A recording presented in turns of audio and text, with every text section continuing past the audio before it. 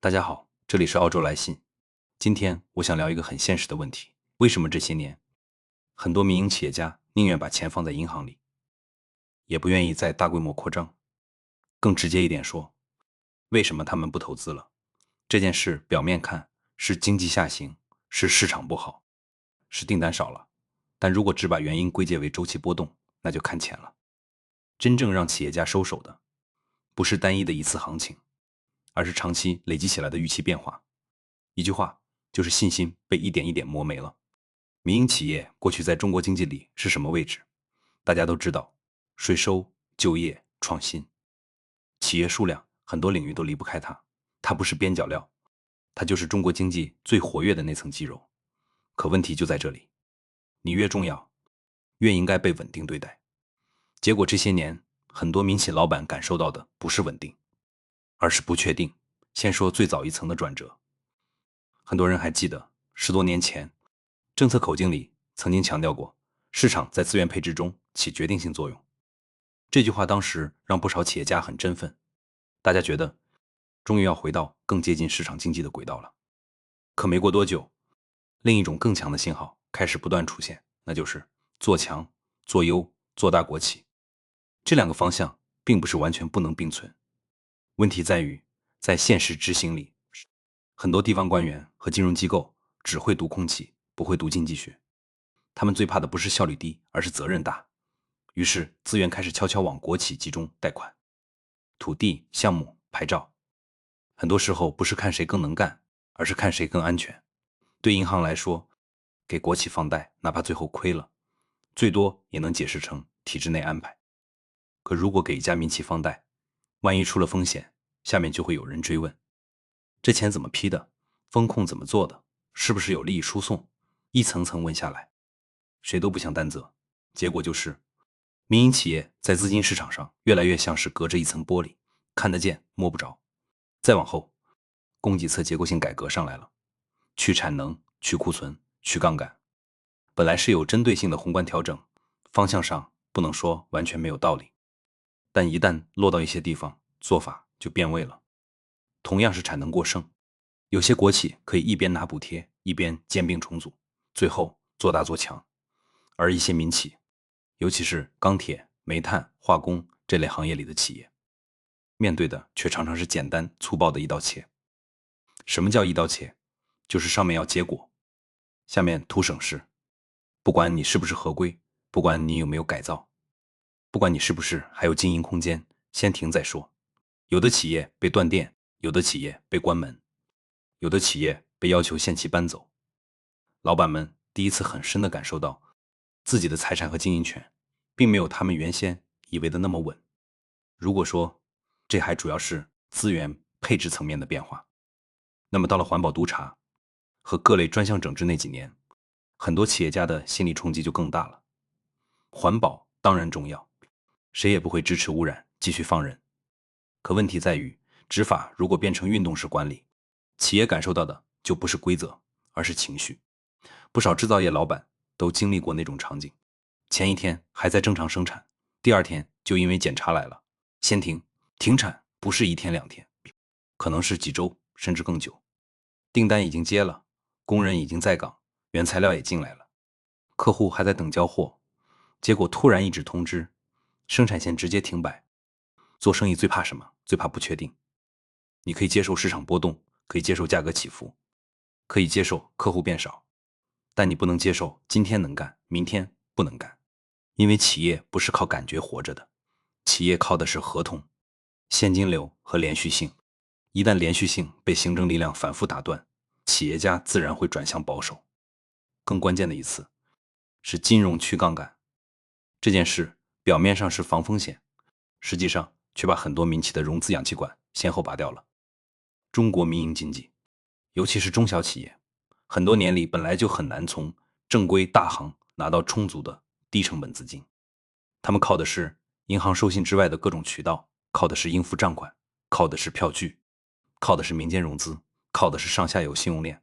当这些通道被快速收紧，很多企业不是马上死，而是先失去呼吸。现金流一紧，利润再好的公司也会出问题。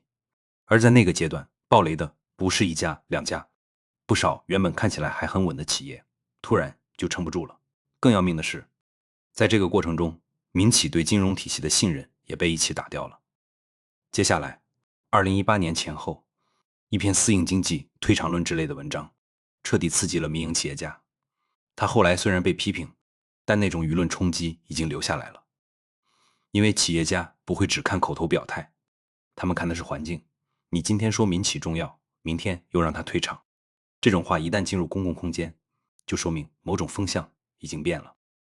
还有一个更深的变化，是政治和公司治理开始不断渗透进企业内部，党组织进民企，党建入章程，某些行业甚至出现了更强的政治介入安排。站在治理角度看，相关部门总会说这是为了加强引领，可站在企业家的角度看，这意味着什么？意味着公司虽然是我投的钱，我承担亏损，我背负责任，但最终控制权却未必完全在我手里。一个老板最在意什么？不是赚一时的钱，而是能不能决定自己的企业往哪儿走。如果企业的重大方向、组织结构、关键人事越来越多的不由市场逻辑决定，而是由政治逻辑决定，那他为什么还要拼命做长期投资？他当然会算账，算到最后，最合理的选择往往就是少投慢投，先保命。再往后，房地产的剧烈收缩，给整个民营经济来了第二次重击。房地产业不只是盖房子，它还是中国社会里最重要的信用载体之一。土地、房产、抵押、上下游回款，这条链条牵动太多行业。三道红线一出，高杠杆房企融资渠道被迅速收紧，行业开始连锁暴雷。表面上看，倒下的是房地产公司，实际上，真正被拖下水的是无数做建筑、建材、装修、广告、运输、家电、物业服务的中小民企。很多老板手里拿到的不是现金，而是商票、欠条、回款承诺。房企一出事，整条链上的企业都跟着窒息。这让很多民营老板第一次非常直观地明白，原来一个行业的政策调整，真的可以把一大片企业一起带走。同一时期，平台经济也被重拳整顿。反垄断当然不是坏事，任何成熟市场都需要规则，但如果监管的方式过于突然、过于政治化，企业看到的就不再是法治，而是风向、互联网、科技、金融科技、平台服务，这些原本吸纳了大量高端就业、创造了大量现金流的行业，短时间内就变得极度敏感。一边是高频率的行政监管，一边是铺天盖地的舆论定性。很多创业者会想，既然你今天能这样对待互联网平台，明天会不会轮到别的行业？这不是他们胆子小，而是他们在做风险判断。企业家最擅长的其实就是判断风险。当他们集体开始收缩，说明他们不是没看见机会，而是看见了更大的不确定性。教培行业的双减则把这种不确定性推到了极致。这件事之所以对民企打击特别大，不只是因为一个行业没了，而是因为它传递了一个极其强烈的信号，那就是哪怕你合法经营，哪怕你有成千上万名员工，哪怕你本来就是一个成熟的大行业，只要政策说变就变，你的商业模式就可能一夜归零。这对企业家的心理打击比赔钱本身更严重，因为赔钱只是生意问题，模式归零是制度问题。前者让人难受，后者让人绝望。从那之后，很多原本还在观望的老板开始认真思考一个问题：如果一个行业可以在极短时间内被行政力量整体重写，那我为什么还要把钱压在长期项目上？2022年的疫情管控又进一步放大了这种绝望感。上海那样的大城市，一封就是数月，全国各地也经历过反复的静态管理、停工停产、物流中断。这不只是老百姓出行不便的问题，对企业来说，这是供应链、客户关系、库存周转、人员管理、资金回流的全面冲击。很多工厂老板不是不想开工，是根本开不了，原材料进不来，货出不去，员工到不了岗。客户也开始另找供应商，一旦海外订单转走之后，再想拿回来，成本高得吓人。这时候企业家看到的不是一个临时困难，而是整个商业环境的脆弱性。再往后，数据安全、出境合规、反间谍相关风险提示不断升高，国家安全当然重要，这一点没有人会否认。可问题还是那个问题，当规则边界模糊，普通企业就很难判断什么能做，什么不能做。咨询公司、调研机构、跨境合作、海外尽调、技术交流，全都变得更贵、更慢，也更容易踩雷。对外资如此，对本土民企同样如此。因为现代商业不是关起门来做的，它一定涉及信息流、资金流和人才流。只要这些环节的合规成本持续抬升，资本就会本能地往外躲。你不能一边要求企业做全球化竞争，一边又让它在每一步都心惊胆战。到了京税四期、新公司法这些制度工具进一步推进，很多老板的焦虑就不只是经营层面的了，而是上升到了个人和家庭安全层面。税务穿透、账户监控、法人责任、股东出资期限、董事高管连带责任，这些制度本身有其治理逻辑。问题是，在中国这样一个历史包袱很重、执法尺度又常常不稳定的环境里，企业家会天然地把它理解成一种持续收紧。过去很多民营企业并不是完全规范地长大的，这不是借口，但这是事实。税务、用工、社保、财务、股权结构，很多企业都留有历史问题。在没有明确的宽容边界，没有清晰的既往不咎机制之前，突然上强度，大家当然会紧张。因为谁都明白，严格追起来，很少有人能全身而退。新公司法进一步强化了出资责任和经营失败的连带压力，也让创业者更谨慎。创业本来就有风险，可如果失败之后，不只是公司关门，个人财产、家庭资产、房子、车子都可能被卷进去，那创业就不再只是商业选择，而变成了高压赌博。这时候你再看全国范围内的减资、注销、转型、躺平潮，就不难理解了。不是老板突然不想干了，而是他们开始重新定义风险。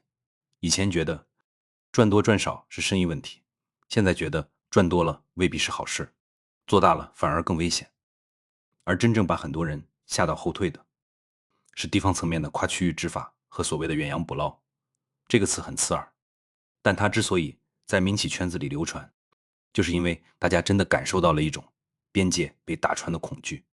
当地方财政承压，某些地方开始把目光盯向外地的优质民企，利用刑事手段处理经济纠纷，冻结账户，跨省抓人，逼迫和解，甚至以刑事压力换取债权、罚款和资产回收。这已经不是一般意义上的营商环境问题了，这是法治底线的问题。企业家最怕的不是某一单生意亏了，而是规则被人拿在手里当工具。一旦这个边界被打破，大家就会明白，所谓安全感根本不是靠喊口号得来的。所以为什么民营企业家不投资了？因为他们看到的不是单一政策，而是一整套持续10多年的信号。这个信号告诉他们，财富可以被舆论重新定义，行业可以被行政重新划线，合同可以被运动式执法打断，融资可以被定向收紧，企业治理可以被政治嵌入，个人责任也可能被无限放大。在这种环境下，最理性的选择往往不是进攻，而是防守。不是他们没有拼劲，不是他们没有眼光，也不是他们不知道机会在哪里，而是他们越来越清楚，真正需要防的不只是市场风险，还有政策风险、执行风险和权力风险。为什么今天即使有些地方开始重新喊支持民企，很多老板还是不买账？因为信心这种东西碎过一次就很难原样拼回去。你可以用1、2次座谈会去安抚情绪，但你不能只靠几句表态修复过去10几年的制度记忆。企业家看的是长期信用，不是短期姿态。而且民营企业家并不是不懂国家大事，他们非常清楚，经济下行了，财政吃紧了，就业压力也大了，地方上确实需要民营经济重新活跃起来。问题是，企业家知道需要，不等于企业家愿意无条件相信，因为他们已经见过太多次这种场面。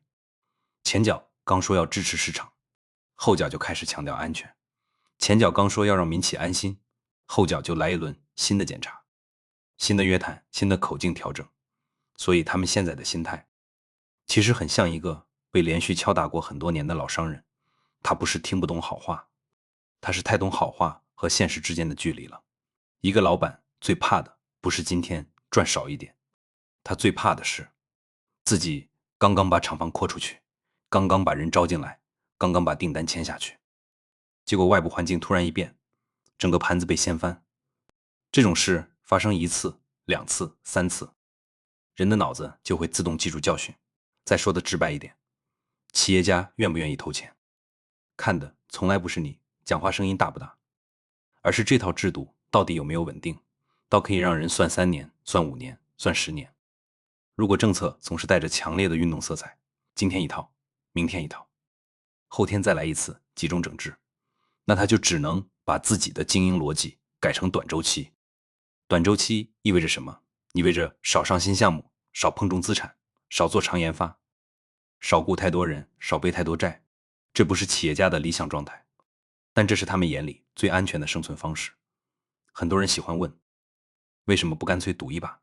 问题就在于民营企业家不是赌场里的玩家，他们背后有工人，有家庭，有上下游，有银行，有供应商，还有一大堆现实责任。他们不能像情绪化的评论员一样喊一句再来一次，他们每一次投资都是用真金白银去换未来的时间，而时间最怕的就是政策的不连续。所以如果你把整个过程连起来看，就会发现真正伤害民营经济的不是某一个单独事件，而是一种连续性的心理塑造。它先让你觉得资源不公平，再让你觉得规则不稳定，再让你觉得行业可以被重写，最后让你觉得连人身和财产都未必安全。到了这一步，企业家当然会说，我先等等，我先看看，我先把现金留住。这不是消极，这是理性。还有一个很现实的点，就是重启改革开放这几个字，今天在很多企业家心里的含义已经和20年前完全不一样了。过去大家听到这句话会想到机会、市场、外贸、创业、增长。今天很多人听到这句话，第一反应却是，真的吗？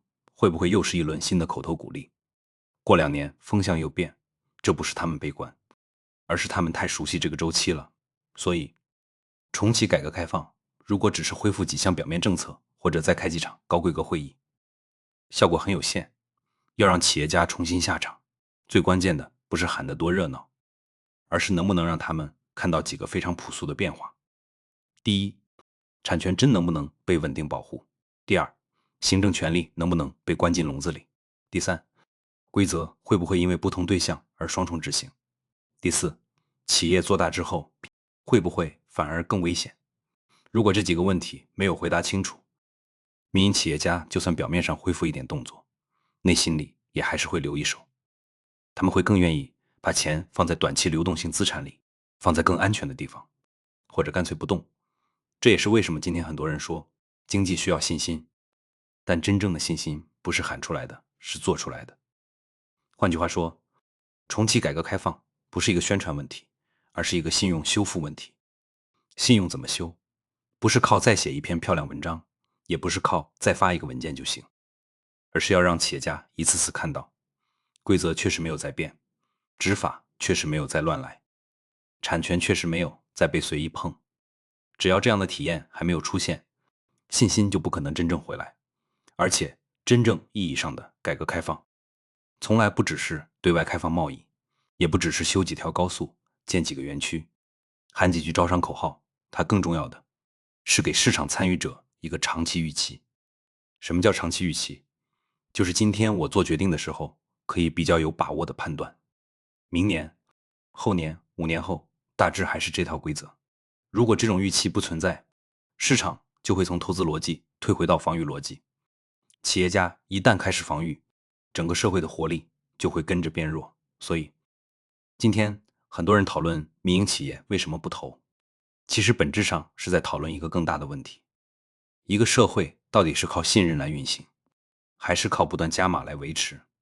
如果是靠信任，那规则就必须稳定，边界就必须清楚，权力就必须克制。